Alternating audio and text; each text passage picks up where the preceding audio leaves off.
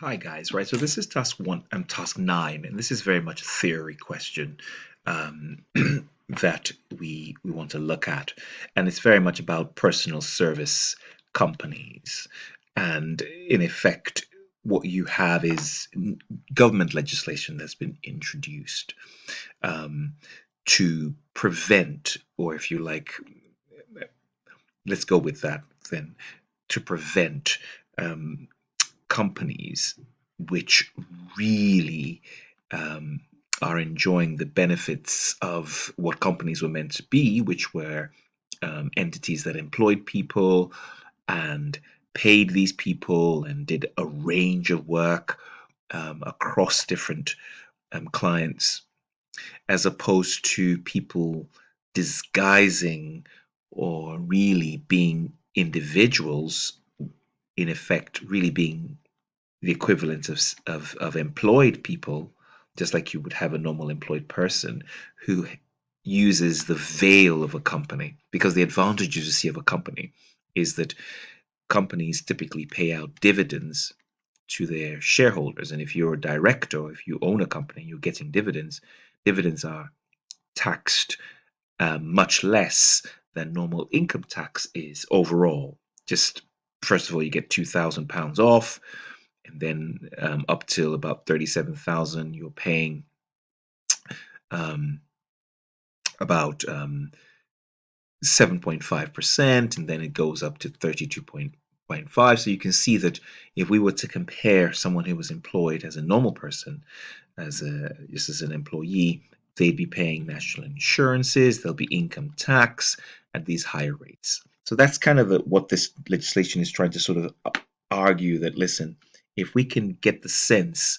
because it's a combination of factors, if we can get a sense that you're truly an employee, or you're employed, um, your services are very much like similar to those of an employee, then um, the government will require the company that actually offers you those services to treat you as such, like an employee. So let's look at the scenario.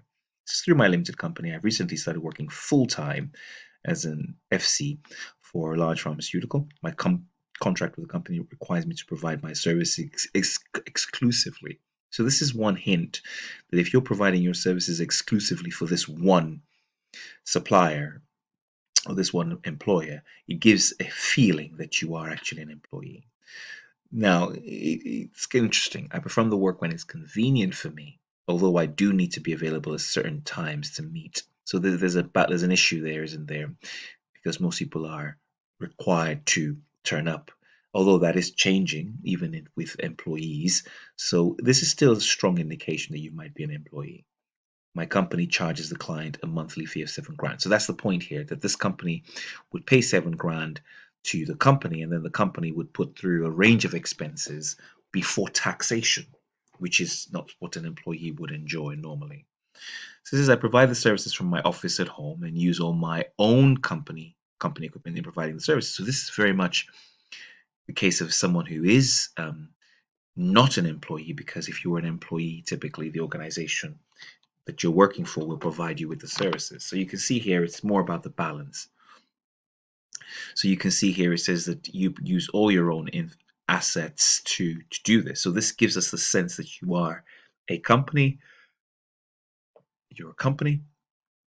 And so it says there's some new legislation that might affect the income, and they've been paying you a monthly salary. So typically, exactly. So you get this salary that's minimal, where you pay minimal national insurance, and then you get the rest as dividends. So you see, first of all, we don't pay national insurance on dividends, and at this salary, you're probably not paying very much national insurance anyway. So you're avoiding national insurance, right? So let's go to the first question. It says that, so I've already sort of discussed um, what's really going on with IR 35 in terms of explaining the intermediaries. But what I want to do is I'm going to go to the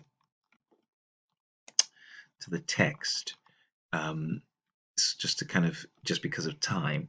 So you can see here, just to highlight what they're talking about. The argument, like I said, is you have these personal service companies, which are, so I think your main point should be about the idea of setting up a company, disguise to disguise employment, right? So, and if we can get a sense that the relationship between the worker and the client would be considered to be an employment relationship, then really and truly, we need to ask questions.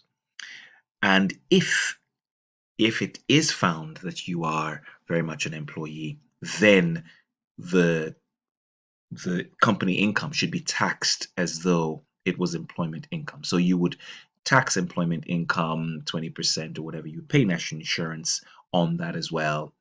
Is where they're really going with this argument, right? Um, so it says explain how income is taxed differently under IR 35. So exactly like what I said here, um, compared to how he's currently being taxed. So right now he's paying 1025, I think, and taking the rest out as dividends, right? So under IR 35 or under this normal process, you will pay income tax on that income. You will pay national insurance. Currently, he's getting dividends. There's no NI on that. He'll be paying minimal national insurance here. So, and also here, you're limited if you're being taxed like an employee on, if you like, the kind of deductible expenses that you can put through because you're an employee. So that won't be allowed to put through. So again, only expenses typically are allowed compared to the large range of tax, if you like, for trading companies. So there's everything, as long as it's, we did that, didn't we? Everything and anything could almost go through the company as long as it was wholly and exclusively for trade.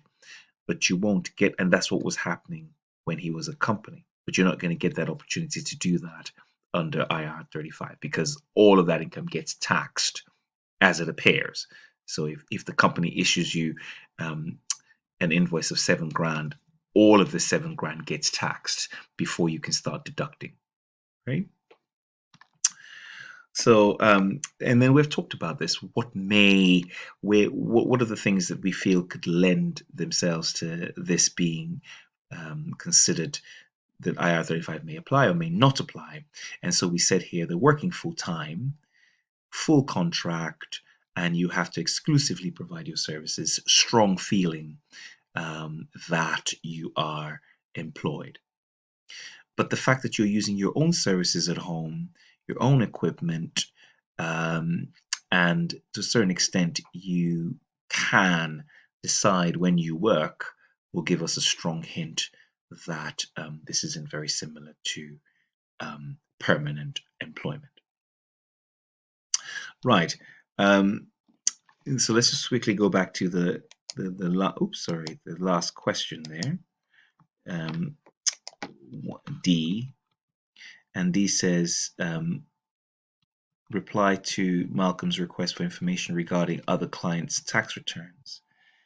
So yes, so he says here that I would be grateful if you could reply with some further. If you have any other clients in a similar position, could you send me a copy of the tax return? So the examiner is really trying to get you to think about confidentiality. Yes, about confidentiality and the fact that that the accountant has responsibilities to their clients and their client confidentiality. So the firm will not be able to disclose um, any other information to third parties. Okay, great stuff. That's task 9.